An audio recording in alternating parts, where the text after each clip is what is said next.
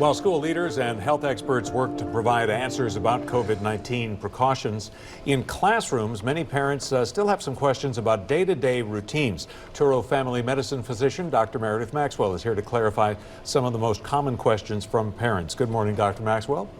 Good morning. All right, so let's talk about what should you pack if the school says it's required or okay. Well, definitely want to pack 2 masks, and you definitely want to label the masks. There's going to be a lot of kids out there with similar looking masks. They take them off to eat, and then you have swapping and losing of the masks. So you definitely want to label. They can get dirty throughout the day, especially the little kids playing out in the playground. So you don't want a soiled mask. So pack a backup mask and maybe even some hand sanitizer for your child to use throughout the day. How often should you wash a mask? Well, definitely when it's visibly soiled, but I would wash it probably every day, every other day, depending on the age of the child and how well they take care of their mask. Definitely you need to educate the children on how to properly touch a mask, put on a mask, not touch the front of the mask, don't put it on the floor, those types of things. So the more they follow those rules, the more you can get away with maybe every other day.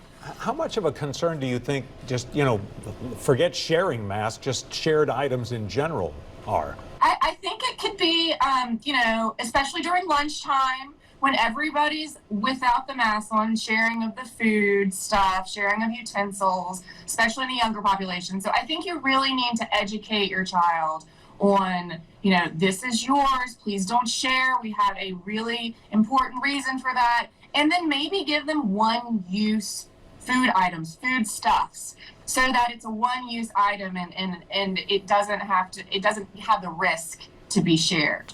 We are about to have an experiment here in how this can be done safely or whether this can be done safely.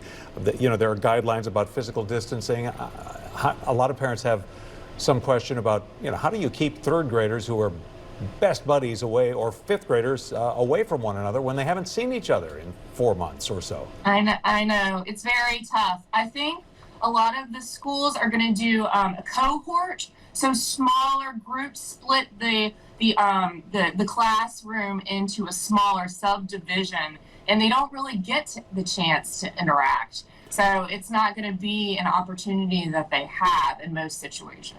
In general, as parents, as moms and dads watch their kids, if a child has the sniffles, at what point do you decide to take some action? You definitely want to be a nervous Nelly at this point. If your child has the sniffles, you want to report that to the school. You want to monitor them for the classic COVID symptoms and signs, loss of smell or taste. But allergy season is really rough this year, so you probably want to call your pediatrician and make sure it's not just allergies. And also, you definitely want to get that flu shot this year. It's going to be really important. There are similarities in some of the symptoms, and I think it's going to be a little bit confusing come fall when flu is in full ramped up stages and we still have the COVID virus going on. Gotcha. Get that flu shot. All right, Dr. Meredith Maxwell, thanks as always. We appreciate your time. Thank you.